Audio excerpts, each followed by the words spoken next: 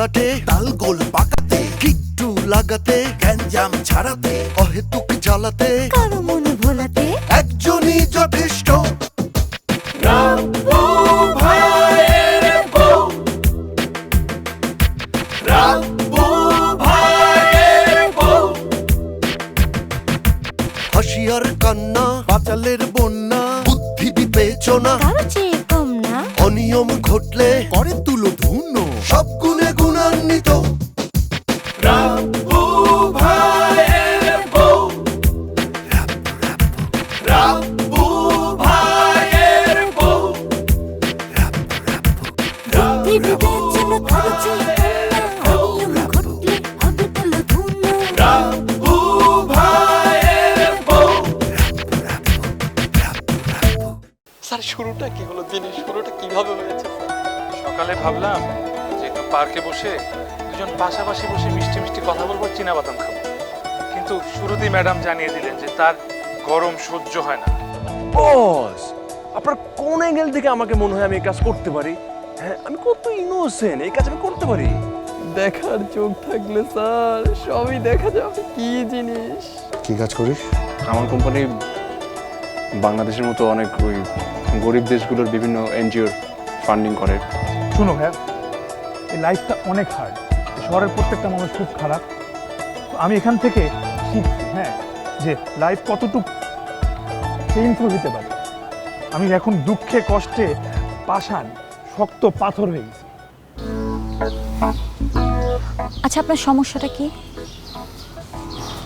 না মানে কোনো সমস্যা নাই, কিন্তু আবার অনেক বড় একটা সমস্যা। সেটা তো আমি বুঝতেই পারছি। সেদিন আমাকে বাসায় নামিয়ে দেওয়ার কথা বললে হাঁটালেন, আর আজকে পার্কে বসে। বাহ, মানে কি হয়েছে? মানে আমি না আপনার কাজের সাথে কোনো কিছু মিল পাচ্ছি না। মানে ইজ এনিথিং রং?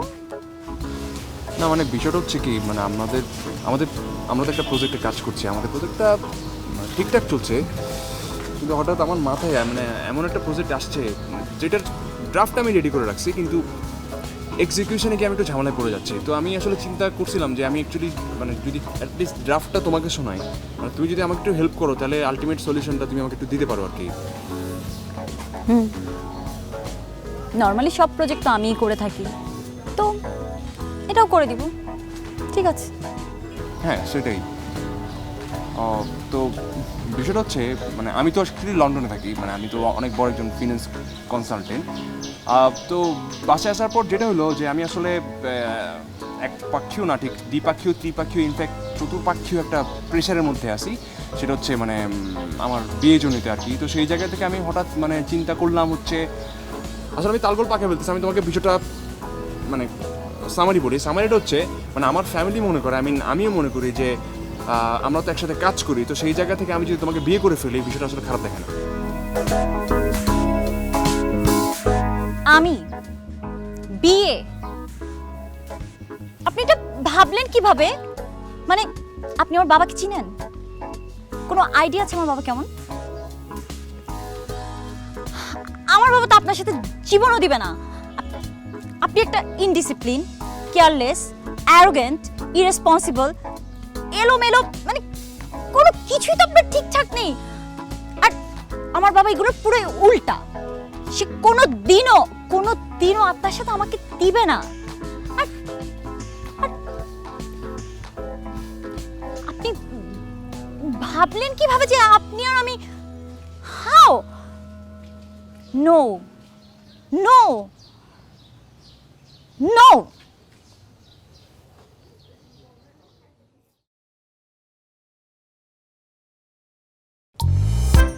এই তুই বল না, তোর কি হয়েছে? রায়না কি বলেছে আমাকে তো বলছিস না? রায়না রিফিউজ করে দিছে আমাকে।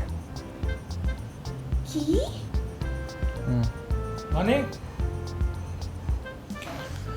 মানে হচ্ছে আমার মতো ছেলে রায়নার পছন্দ না। কেন? আমার লাইফ স্টাইল ওর ভালো লাগে না, এটাই। আচ্ছা ভাই, তুমি কি শিওর যে ওর কোনো অ্যাফেয়ার নাই বা এই জাতীয়? না, ওর কোনো অ্যাফেয়ার ট্যাফেয়ার নেই এমনিতে। আচ্ছা এনিওয়েজ, তোরা একটু যাও তো এখান থেকে, আমাকে একটু একা থাকতে প্লিজ। যা না, খেয়ে নিতা। আমি খাবো, তোরা যা, পরে যা।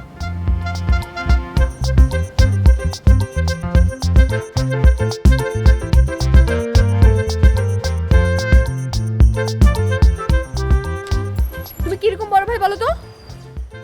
বড় ভাই যেরকম হয়। বড় ভাই যেরকম হয়? তোমার ছোট ভাই যে রুমের মধ্যে বসে আছে, সারাদিন কিছু খায় নাই, মন খারাপ করে বসে আছে, কষ্ট পাচ্ছে, তুমি কি খেয়াল করছো? ও কষ্ট কেন পাচ্ছে? ওই রায়না মেয়েটা আছে না, ওই রায়না মেয়েটাকে ও প্রপোজ করছিল, ওইটা ও ক্যান্সেল করে দিছে। মেয়েটার তো অ্যাফেয়ার আছে। আমি ওর চেহারা দেখেই বুঝে যাচ্ছিলাম যে ওর কোনো অ্যাফেয়ার নাই। ও তুমি দেখলে আর বুঝে গেলা যে মেয়েটার অ্যাফেয়ার নাই? হ্যাঁ।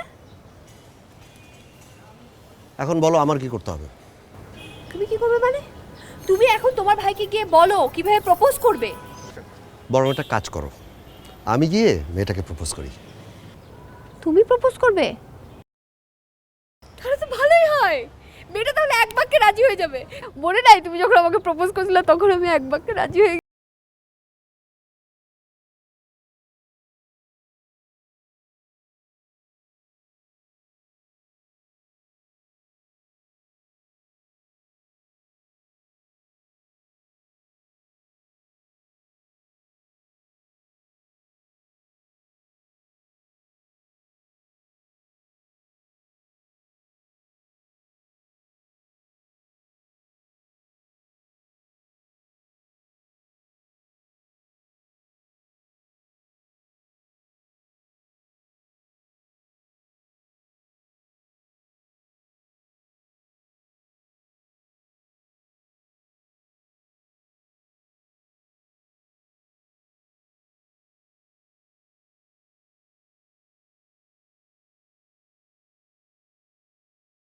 রায়না আমার প্রপোজালে রাজি না।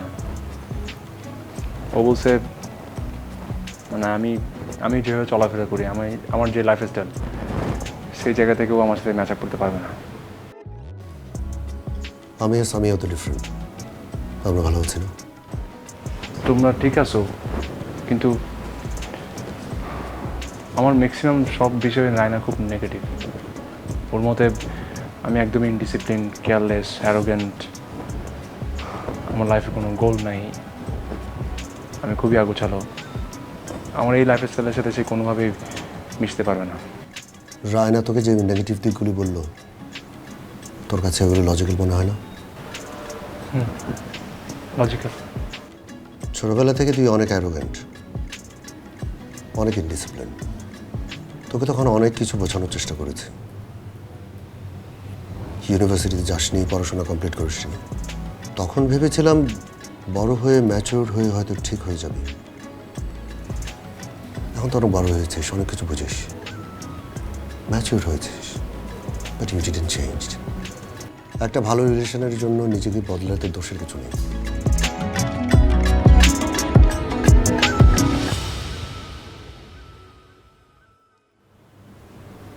এখানে তুই একা না, আমরা আছি তোর সাথে।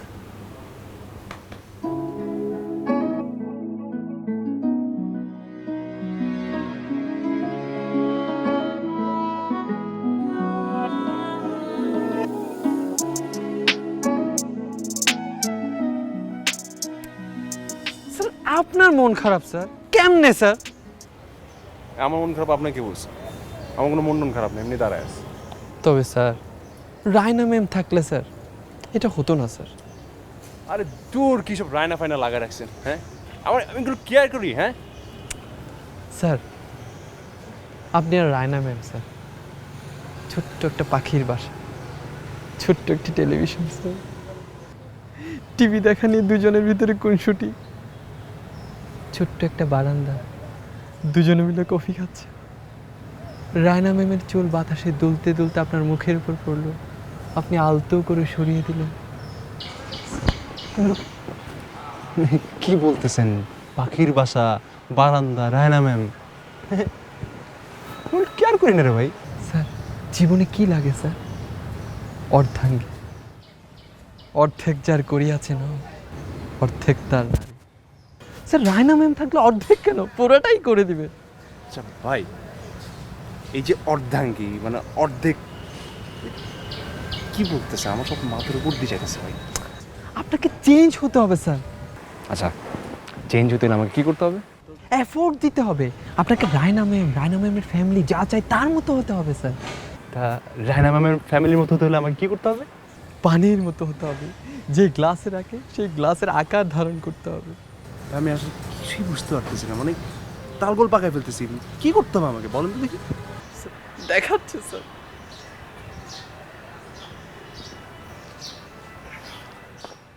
এটা করতে হবে আমাকে? মানে কেন? ওয়াই? ও মাই গড!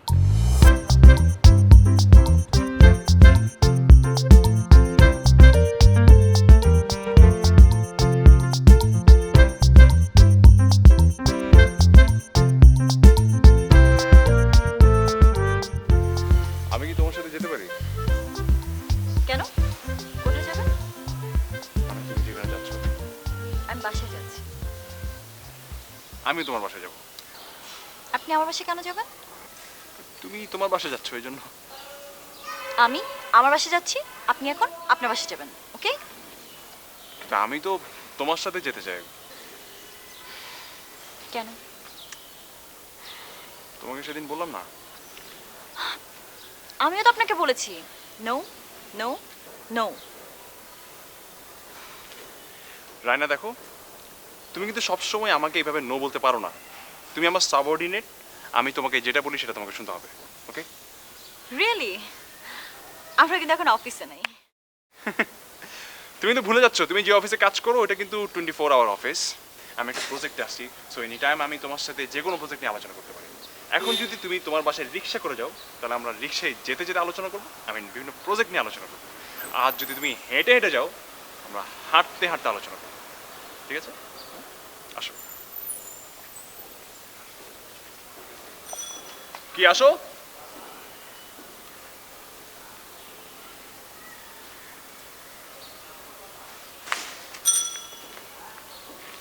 একসাথে।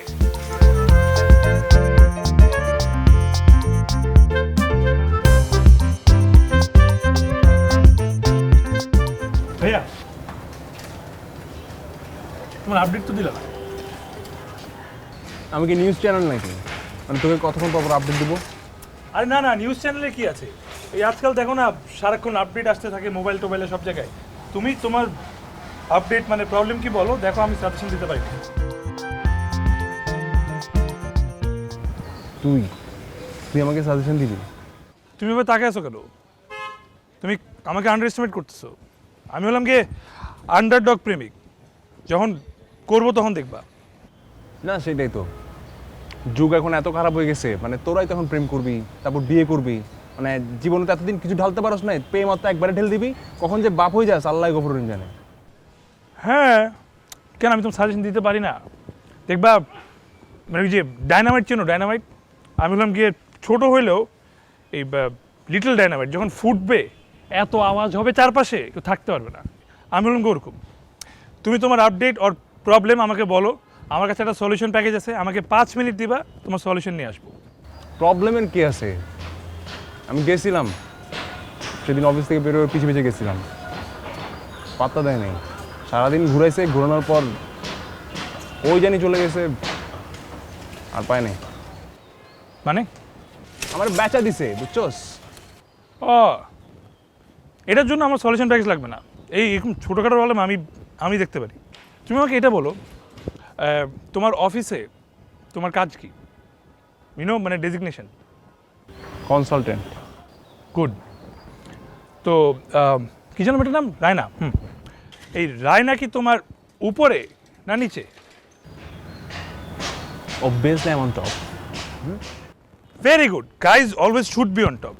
তাইলে তুমি আমাকে এটা বলো, এই যে রায়না যে বাসায় আসছিল, ও কিভাবে আসছে? ও এই অ্যাড্রেস কোথায় পাইলো? অফিসে আমার অ্যাড্রেস দেয়া আছে, ওখান থেকে নিছে। ও অ্যাড্রেস খুঁজে বের করতে পারে আর তুই পারো না? সিম্পল, তুমি অফিস থেকে ওর অ্যাড্রেসটা নাও, ওর বাসায় যাও। আমি বুঝি না লোকজন ইউকে থেকে পড়ে আসে কেমনে কনসালটেন্ট হয়, এগুলো এই সিম্পল একটা জিনিস বুঝে না। হ্যাঁ, একটু চিন্তা করবা, অলওয়েজ চিন্তা করবা, think before you know. Best of lakh.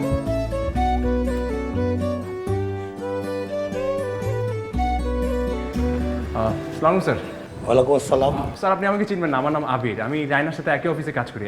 Raina যে প্রজেক্টে কাজ করে ওই প্রজেক্টের প্রজেক্ট কনসালটেন্ট হচ্ছে আমি ইউকে থেকে আসছি। ইউকের যে অফিস আমার অফিস হচ্ছে রায়না যে প্রজেক্টে কাজ করছে, মানে ওর অফিস সহ প্রায় 10টা প্রজেক্ট হ্যান্ডেল করে, ওই অফিসের ফিনান্সিয়াল কনসালটেন্ট হচ্ছে আমি। মানে তুমি হচ্ছে রায়নার কলিগ, ইউকেতে চাকরি করেছো। ইউকে মানে হচ্ছে ক্রিকেটের জন্মস্থান। লর্ডসে খেলা দেখেছো? তাহলে তো কথা নেই, আসো বিস্তারিত শুনবো। আসো আসো। আপনি আপনি এখানে রায়না তোমার কি অবস্থা? তোমাকে আমি এতবার ফোন দিচ্ছি, ধরছো না কেন তুমি? আমি বিজি ছিলাম। আপনি আমার বাসা ঠিকানা কোথা থেকে বাসার পেয়েছেন? অ্যাড্রেস তো ইম্পর্টেন্ট হচ্ছে কালকে আমাদের প্রজেক্ট সাবমিশন, টাইমলি সাবমিট করতে না পারলে আমাদের টোটাল কোম্পানির রেপুটেশনের ব্যাপার। কি বলেন স্যার? কালকের মধ্যে আমাদের যে করে সাবমিট করতেই হবে। আজকে ফ্রাইডে। ফ্রাইডে তো বড় ব্যাপার না, বড় ব্যাপারটা হচ্ছে কিভাবে আমরা কালকে আমাদের প্রজেক্টটা সাবমিট করবো টোটাল। আচ্ছা আচ্ছা আচ্ছা, ব্যাপারটা হচ্ছে ও হচ্ছে লর্ডসে ক্রিকেট খেলা দেখেছে। লর্ডস হচ্ছে ক্রিকেটের জন্মভূমি। তোমাকে আমাকে আরো বিস্তারিত কথা শুনতে হবে। এই তুই নাস্তা বানা, আসো আসো।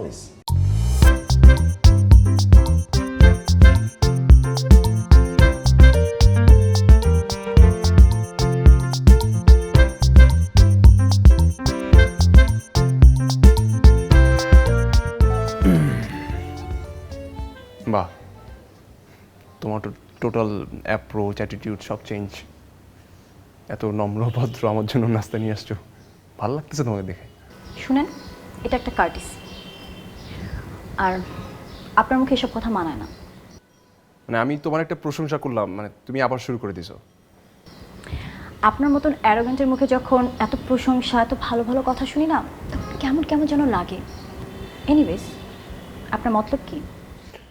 রায়না শোনো, আমি তোমার সাথে কোনো অভিনয় করতেছি না, ইনফ্যাক্ট কোনো ন্যাকামিও করতেছি না। বিষয়টা হচ্ছে আমি তোমাকে বিয়ে করতে চাই, এই জন্য আমি তোমাকে ইমপ্রেস করতে আসছি। ইমপ্রেস আমাকে? শুনেন, একটা কাজ করেন, নাস্তাটা খান, একটু রেস্ট নেন, তারপর ফাইল কাগজপত্র সব নিয়ে বেরোয় পড়েন। একটা চান্স তো অ্যাটলিস্ট দিবা তুমি, তাই না? চান্স তো তাকে দেওয়া যায় যার কোনো পাশ করার সুযোগ থাকে, বাট আপনি তো ফেলও করবেন না।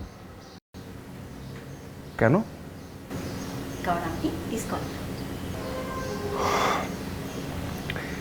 শোনো, আমি যেহেতু তোমার ড্রয়িং রুম পর্যন্ত চলে আসছি, পরীক্ষা তো আমি দেবো।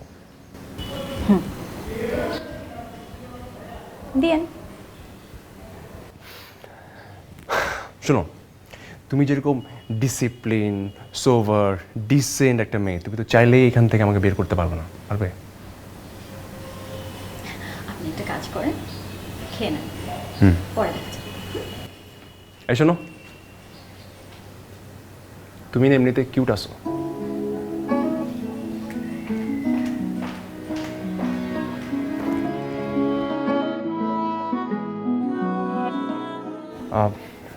স্যার মানে আপনি তো স্যার ক্রিকেটের কোচ। স্যার একটা জিনিস হচ্ছে স্যার, আমি যদিও এখন অন্য প্রফেশনে, কিন্তু একটা সময় আমি খুব ভালো ক্রিকেট খেলতাম। প্রতিদিন খুব আর্লি উঠে যেতাম, রেগুলার ব্যায়াম করতাম, প্রতিদিন প্র্যাকটিসে যেতাম। আমি একটা সময় সেকেন্ড ডিভিশন পর্যন্ত খেলেছি, ওপেনিং ব্যাটসম্যান ছিলাম স্যার আমি। আমার হঠাৎ মনে হলো যে লাইফে ডিফারেন্ট কিছু আসলে করা যায়, তো সেই জায়গা থেকে হঠাৎ ক্রিকেটটা ছেড়ে দেওয়া এবং মানে আমি বাইরে চলে যাই। কিন্তু এরপরও ক্রিকেট আমার খুব ভালো লাগে। ক্রিকেট থেকে তুমি রিটায়ার করেছো, মানে তুমি বলছো তোমার অতীত। তুমি কি জানো এই পৃথিবীতে দুজন ক্রিকেটার 29 বছর 30 বছর বয়সে ক্রিকেট ওপেনিং করে, ক্রিকেটে শুরু করে, তারা 14 বছর থেকে সাধনা শুরু করে, 29-30 বছরে এসে তারা ক্রিকেটটাকে শাসন করে এই পৃথিবীতে।